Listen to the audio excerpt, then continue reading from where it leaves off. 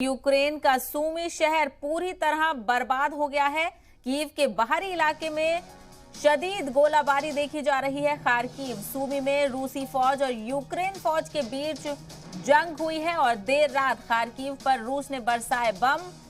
सूमी में भी गोलाबारी देखी गई है और ओस्कोल में पुल को तबाह किया गया है। तो लगातार तमाम जो बड़ी अपडेट्स रशिया और यूक्रेन क्राइसिस के हवाले से आ रही हैं, हम आप तक पहुंचा रहे हैं। ताजा अपडेट आपको बता दें कि यूक्रेन का जो सूमी शहर है वो पूरी तरह से बर्बाद हो गया है।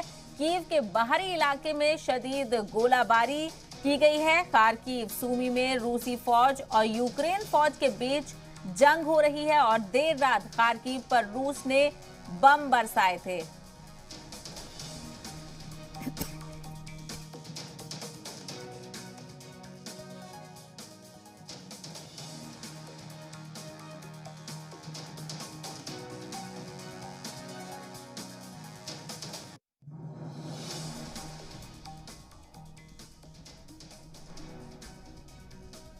तो इस वक्त की बड़ी खबर हम आपको बता रहे थे। तो वहीं दूसरी खबर का रुख कर लेते हैं। यूक्रेन और रशिया के क्राइसिस के अपडेट के हवाले से ही ये बड़ी खबर है।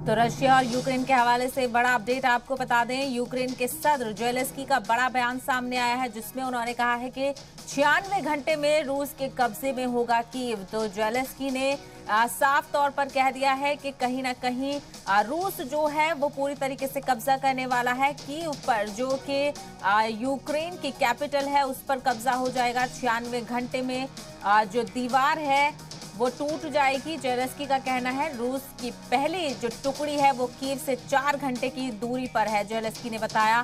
वहीं उनका ये भी कहना है कि मैं कुनबे के साथ कीव में हूं, कहीं नहीं जा रहा हूं। तो यूक्रेन के सदर इस वक्त कैपिटल कीव में मौजूद है और जहां पर वो कह रहे हैं कि रशिया कब्जा करने वाला है।